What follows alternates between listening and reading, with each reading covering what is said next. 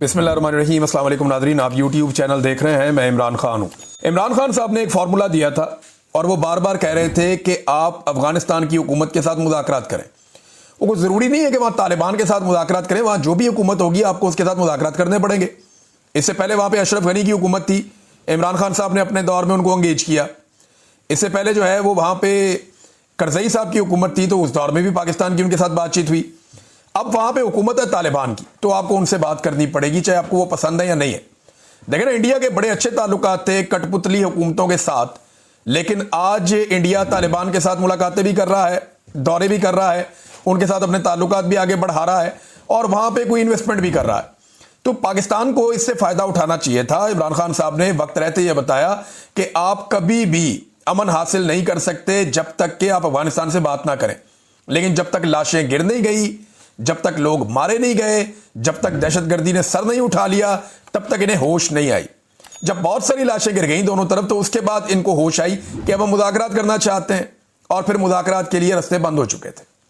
پھر انہوں نے جا کے پاکستان نے اور افغانستان نے، کیونکہ اب ثالث کی ضرورت پڑے گی نا، جب آپ ایک لڑائی میں چلے جاتے ہیں تو پھر آپ کی اعتماد سازی نہیں رہتی۔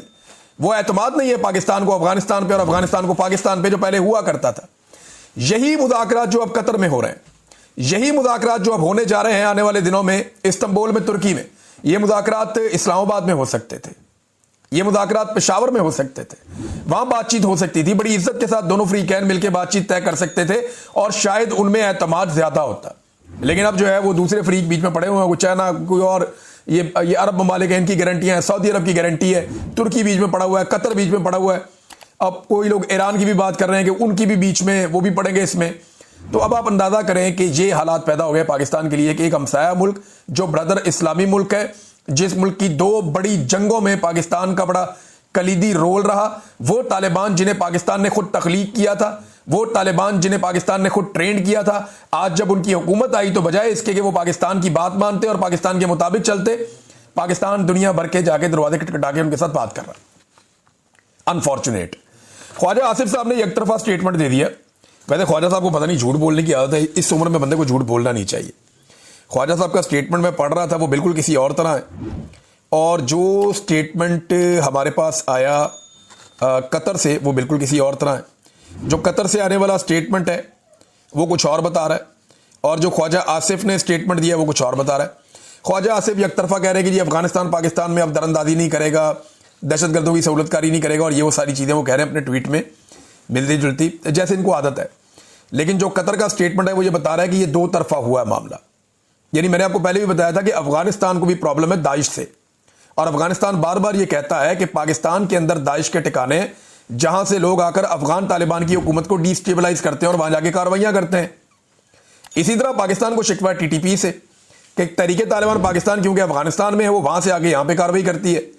تو دونوں کے شکوے تھے، دونوں کے گلے تھے، دونوں جگہوں پہ دہشت گردیاں ہوئی ہیں، دونوں نے لسٹیں فراہم کی ہیں، اور دونوں نے اس بات کا عزم کیا ہے کہ ایک دوسرے کی سرزمین کے اوپر مداخلت نہیں کریں گے۔ میں امید کرتا ہوں کہ یہ جنگ بندی قائم رہے گی، لیکن میں چند چیزیں آپ کے سامنے رکھنا چاہتا ہوں۔ ایک تو اسی لڑائی کو لے کر جب عمران خان نے کہا کہ مذاکرات کریں، تو پاکستان کی ملٹری اسٹیبلشمنٹ اور ان کے جو اعلی کار اس وقت حکومت میں بیٹھے ہیں، یہ سارے فتوے دے رہے تھے۔ کوئی آیتیں سنا رہا تھا، کوئی غزوات کے حوالے دے رہا تھا، کوئی جو ہے وہ کہہ رہا تھا عمران خان طالبان خان ہے، وہ پاکستان کا دشمن اور غدار ڈکلیئر کر رہا تھا، کوئی یہ کہہ رہا تھا افغانستان ایک دہشت گرد ملک ہے اور ہمارا دشمن ملک ہے، اور کوئی یہ کہہ رہا تھا کہ دہشت گردوں کے سہولت کاروں کے لیے ہم کوئی گنجائش نہیں چھوڑیں گے۔ یہ بات بار بار کی جا رہی تھی کہ یہ سہولت کار ہیں دہشت گردوں کے، ہم ان کے لیے گنجائش نہیں چھوڑیں گے، یہ کہا جا رہا تھا۔ اور اب انہی سے جا کر جن کو دہشت گرد کہا گیا، جن کو دشمن کہا گیا، ان کے ساتھ بیٹھ کر بات کرنی پڑی۔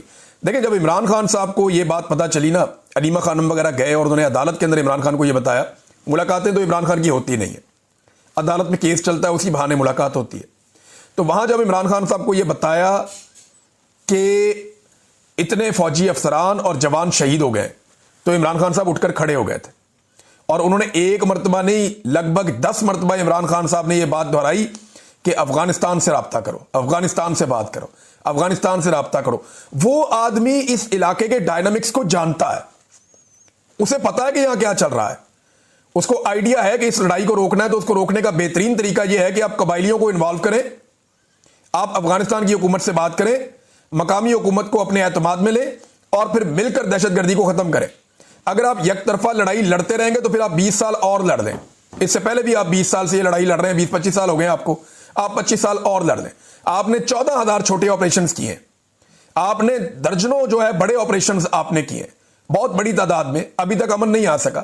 امن لانے کا ایک ہی طریقہ ہے, جب پورا خطہ امن کے لیے تل جائے گا, اور وہ افغانستان کی شمولیت کے بغیر ممکن نہیں ہے. تو عمران خان کو جو لوگ تانے دیتے تھے اب وہی کام کر رہے ہیں اور وہ پہنچے ہیں. اور دیکھیں یہ کیوں انہیں کرنا پڑا.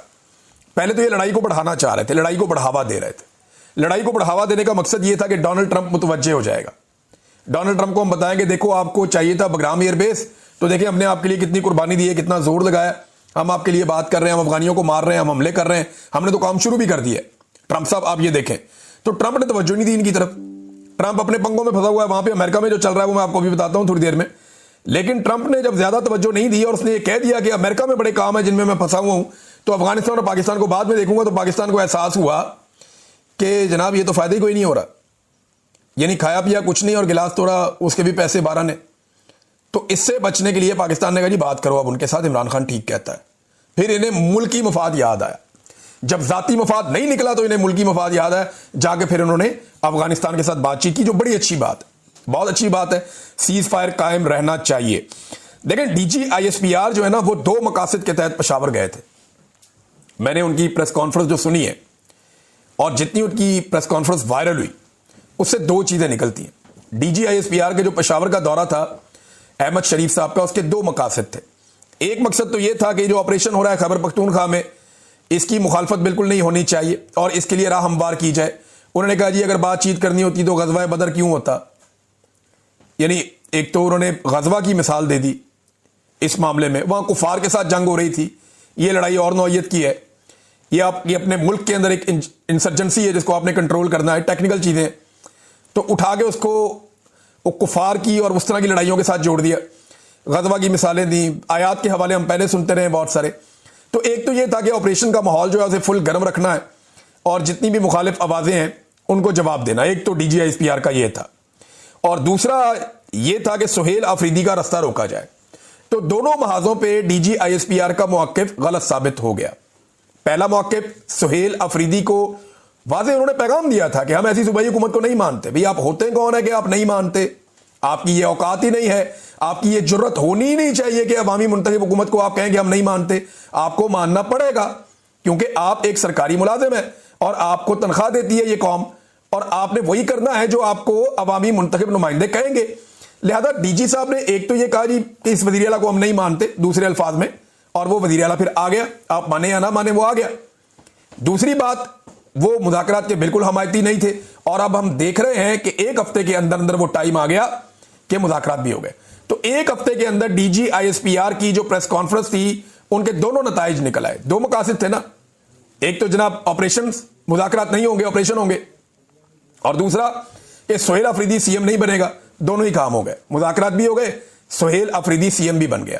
اور وہی خواجہ آصف خود چل کر گیا جو مذاکرات کا سب سے بڑا مخالف بن رہا تھا. تو ان کا کوئی نظریہ نہیں ہے, انہیں جو اسٹیبلشمنٹ کہتی ہے یہ آنکھیں بند کر کے کر دیتے ہیں. میں نے کل کے ویلاگ میں آپ کو بتایا بھی تھا, صبح میں نے آپ کو بتایا تھا ویلاگ میں کہ اسٹیبلشمنٹ نے ان کو یہ کہا کہ جو ہم تمہیں کہتے ہیں آنکھیں بند کر کے کرو, تمہاری حفاظت ہماری رسپانسبلٹی ہے. امریکہ میں کیا ہو رہا ہے یہ میں آپ کو تھوڑا سا بتاتا ہوں, لیکن پہلے ایک اور ڈیولپمنٹ ہے اور یہ بڑی ڈیولپمنٹ ہے. یہ جی سہیل آفریدی صاحب نے ایک کاروائی ڈال دی ہے. ابھی کچھ اور کاروائیاں ہونے والی ہیں خیبر پختونخوا میں آپ کو بتاؤں گا آنے والے دنوں میں, لیکن انہوں نے ایک بڑا جرگہ بلا لیا سہیل آفریدی نے. اس سے پہلے گنڈا پور صاحب کے دور میں بھی جرگہ بلایا گیا تھا, لیکن گنڈا پور صاحب جرگے کے فیصلوں پہ عمل درآمد نہیں کروا سکے تھے, اور گنڈا پور صاحب چیزوں کو ذرا ٹون ڈاؤن کر دیتے تھے, نیچے لے جاتے تھے. اب سہیل آفریدی ہے اور ان کے آنے سے اسی لیے مخالفت کی جا رہی تھی, ابھی تک انہوں نے اپنی کابینہ بنائی نہیں.